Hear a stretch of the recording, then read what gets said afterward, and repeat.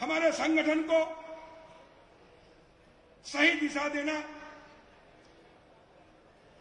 कार्यकर्ताओं का मनोबल बढ़ाना और संगठन को मजबूत बनाने का काम हमारे प्रदेश के संगठन महामंत्री और सह संगठन महामंत्री करते हैं। ये लकी संगठन सह महामंत्री हैं। जब से हितानंद जी हमारे सह संगठन महामंत्री बने, प्रचंड बहुमत से कमल का फूल मध्य प्रदेश में खिला है, भाजपा की सरकार बनी उनके कुशल मार्गदर्शन में।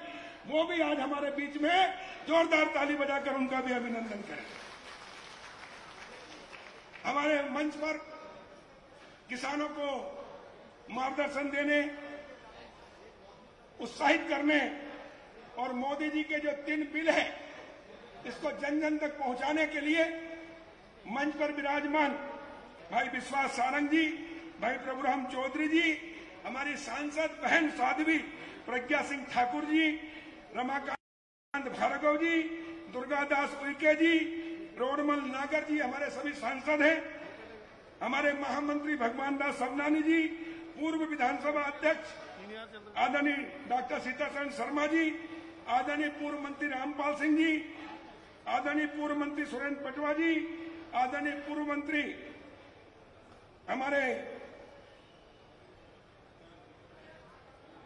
करण सिंह वर्मा जी, उमाकांत शर्मा जी, हरि सिंह जी, लीना संजय जैन जी, राजश्री रुद्र प्रताप सिंह जी, श्रीमती कृष्णा गौर जी, विधायक विष्णु खत्री जी, विधायक रघुनाथ सिंह मालवी जी, विधायक सुदेश राय जी, संजय शाह जी, बैतूल जिले के विधायक योगेश पंडाग्रे जी, जिला अध्यक्ष सुमित पचौरी जी, ग्रामीण जिला अध्यक्ष।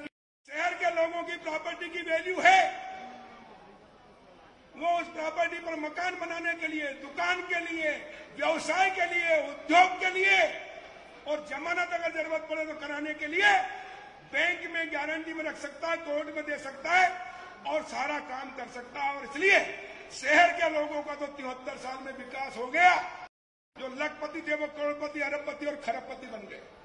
लेकिन गांव के अंदर जाकर ये कहे कि आपका ये मकान अतिक्रमण में है, हम तोड़ेंगे, आपके पास कोई जवाब है, कोई कागज है, कोई दस्तावेज है? जितने गांव से आए मैं पूछना चाहता हूं, अगर कोई है किसी के पास तो हाथ ऊपर करे, और नहीं है तो हाथ हिला के बताए। नहीं है। आप कलेक्टर एसडीएम के खिलाफ कोर्ट में जाएंगे, कोर्ट कहेगी हमें स्टे दो, हमारा जबरदस्ती, हमारे बाप दादा के जमाने का सैकड़ों वर्षों से प्रॉपर्टी है, मकान है, लेकिन कलेक्टर एसडीएम आकर तोड़ रहे हैं, अतिक्रमण बता रहे हैं, जबकि हमारा अतिक्रमण में नहीं। कोर्ट कहेगा कोई दस्तावेज है? कोई दस्तावेज नहीं है। और इसलिए गांव पिछड़ते गए। गांव में किसान को अपनी खेती पर सिर्फ खाद, बीज और दवाई, ट्रैक्टर, हार्वेस्टर या सिंचाई के लिए इंजन या मोटर के लिए ऋण मिलता है कि बेटे बस खेती करते रहो, घाटे का धंधा करते रहो, कर्ज में डूब जाओ और आत्महत्या करो। और इसलिए आजाद भारत के 73 साल तक खेती घाटे का धंधा रही। ये पहले प्रधानमंत्री है नरेंद्र मोदी जी, जिन्होंने कहा कि मेरे देश का अन्नदाता, मेरे देश का जीवनदाता। अभी देखिए लॉकडाउन चल रहा था कोरोना में, सारे उद्योग धंधे, व्यापार व्यवसाय बंद, पान चाय की दुकान बंद, स्कूल कॉलेज बंद, सिर्फ एक क्षेत्र खुला था, वो क्षेत्र था आपका किसान भाइयों, खेत खलिहान और गांव। अगर खेत में भी, खलिहान में, गांव में लॉकडाउन हो जाता तो दोनों टाइम का भोजन, सब्जी और दूध कहां से मिलता है 130 करोड़ लोगों को? और इसलिए इस देश को इस कोरोना के संकट के समय में भी जिंदा रखा है, देश की आर्थिक स्थिति ठीक रखी है, तो ये हमारे अन्नदाता किसान, जीवनदाता किसानों ने रखी। इसलिए आपके चरणों में प्रणाम करता हूं। और इसलिए मोदी जी ने कहा है कि ये जो अन्नदाता है, जीवनदाता है, देश की रीढ़ है, देश की आत्मा है किसान, जिसकी गांव की प्रॉपर्टी का मालिकाना हक दूंगा। ड्रोन कैमरे से सर्वे होगा। आप कल्पना करो, जो आपका मकान है, आपका खलियान है, आपके मवेशी की जगह है, रहने की जगह है, गोडाउन है, इनका मालिकाना हक मिलेगा। गरीब आदमी है, वो भी झोपड़ी में रहता है, लेकिन उसकी भी जगह है। 73 साल की आजादी के बाद तक उनको नहीं मिला, उनको भी मिलेगा। मैं बधाई देता हूं मुख्यमंत्री शिवराज सिंह चौहान जी को। 2008 में मुख्यमंत्री ग्रामीण आवास अधिकार पुस्तक बना के हमने दी थी जब मैं राजस्व मंत्री था, और उसके कारण मुख्यमंत्री आवास बने पक्के। आजाद भारत में पहली बार किसी राज्य के पहले मुख्यमंत्री हैं शिवराज जी, जिन्होंने गरीब लोगों को झुग्गी झोपड़ी कुटी की बजाय पक्का मकान दिया। और जब मोदी जी प्रधानमंत्री बने तो उन्होंने इंदिरा आवास जो कच्चा आता था उसको बंद करके प्रधानमंत्री आवास बनाया। और शिवराज सिंह जी चौहान जी का जो मॉडल था मुख्यमंत्री आवास का, उसको पूरे देश में लागू किया। हमको गर्व है मुख्यमंत्री जी के ऊपर और भारतीय जनता पार्टी के ऊपर कि जो मध्य प्रदेश में चालू हुआ वो पूरे देश के लोगों को 3 करोड़ मकान पक्के बने।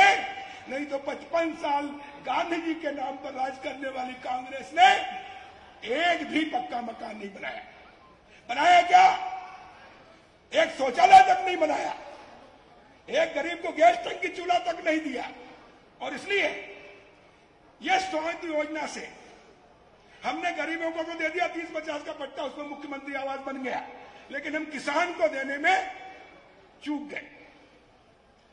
अब मोदी जी ने पूरे देश के अंदर प्रधानमंत्री स्वामित्व योजना के माध्यम से हिंदुस्तान का एक एक गांव जो आबादी में मसता है 2024 तक सबको दस्तावेज मिल जाएंगे।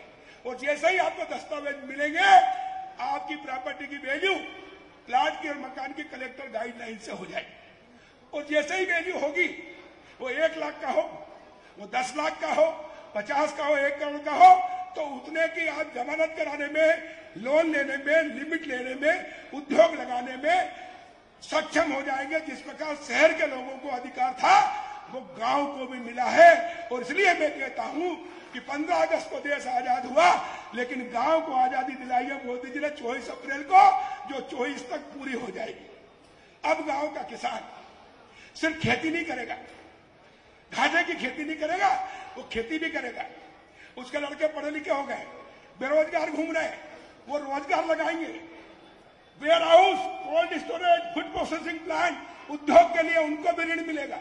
सब्सिडी जो 50%, 40%, 35%, 30% जो शहर के मुट्ठी भर लोगों ने लेकर अरबपति और खरबपति बन गए, अब हमारा हर किसान का बेटा वो लेकर वो भी खेती करेगा, व्यापार करेगा, व्यवसाय करेगा और उद्योगपति बनेगा। और इसलिए मैंने कहा है कि एमएसपी क्या? एमएसपी का मतलब होता है न्यूनतम समर्थन मूल्य। अरे आजाद भारत के 73 साल बाद भी अगर हमको न्यूनतम समर्थन मूल्य देना पड़े तो ये दुर्भाग्य किसानों का, देश का। और इसलिए मोदी जी ने कहा कि न्यूनतम समर्थन मूल्य क्यों? मैक्सिमम रिटेल प्राइस, एमआरपी, जो अभी तक शहर के लोग उद्योग लगा के लेते थे, अब गांव के किसानों को भी मिलेगा। अब हमारा किसान एमएसपी नहीं, एमआरपी पे माल बेचेगा, एमआरपी पे। और इसलिए जो मुट्ठी भर लोग बिचौलिए कमाते थे, उद्योगपति कमाते थे, वो अब किसान कमाएगा। यह है कानून। लेकिन जिन लोगों को कानून पता नहीं, कांग्रेस के नेता कंफ्यूज्ड, राहुल गांधी, कांग्रेस के कार्यकर्ता कंफ्यूज्ड, और वो किसानों को कंफ्यूज कर रहे हैं। और इसलिए भैया इन कंफ्यूजनों के चक्कर में नहीं आना है। और इसलिए भारतीय जनता पार्टी ने तय किया है कि हम गांव-गांव जाएंगे, चौपाल लगाएंगे और किसानों को इस कानून के बारे में बताएंगे। बताइए कौन ऐसा किसान है जो नहीं चाहेगा कि मेरा बेटा भी उद्योगपति बने, मेरा बेटा भी व्यापार करे, मेरा बेटा भी व्यवसाय करे। हमको भी जो शहर के लोगों को अधिकार है वो गांव को भी मिले, तब जाकर देश एक होगा। गांव और शहर एक होगा। अब गांव से शहर में पलायन नहीं होगा, बल्कि शहर से गांव में जाकर वहां उद्योग धंधे लगेंगे। जब गांव में उद्योग धंधे लगेंगे तो लोगों को रोजगार मिलेगा और देश एक बाजार, एक देश एक संविधान और पूरा भारत एक होगा। अभी तक जो शहर है वो इंडिया कहलाता है और गांव भारत कहलाता है। अब पूरा देश भारत कहलाएगा और हमारा किसान इतना अनाज पैदा करेगा कि 130 करोड़ का तो पेट भरेगा, लेकिन दुनिया को निर्यात करके दुनिया के लोगों का पेट भरेगा और भारत को शक्तिशाली, समृद्धशाली और वैभवशाली बनाएगा। यह है कानून। और इसलिए मैं आपसे निवेदन करता हूं कि दोनों हाथ उठाकर मोदी जी को साथ दीजिए और गांव गांव में हाथ उठाइए। बोलो भारत माता की। इस तीनों बिल और स्वामित्व योजना के माध्यम से गांव की तकदीर और तस्वीर बदलेगी, दशा और दिशा बदलेगी और गांव का विकास शुरू होगा। और ये आजादी मोदी जी ने दिलाई है, इसलिए एक बार पुनः बोलो भारत माता की। मोदी जी आगे बढ़ो, हम तुम्हारे साथ हैं, बिल को लागू करो। ये बिचौलिए, ये कांग्रेसी, इन्होंने 55 साल राज किया कुछ नहीं, और जो मोदी जी कर रहे हैं उनको करने नहीं दे रहे, इसलिए कि इनको पता है कि लागू हो गया तो कांग्रेसी गांव में मुंह दिखाने लायक नहीं रहे। और इसलिए गांव गांव जाकर इसका समर्थन कराइए, चौपाल लगाइए और मोदी जी का साथ दीजिए।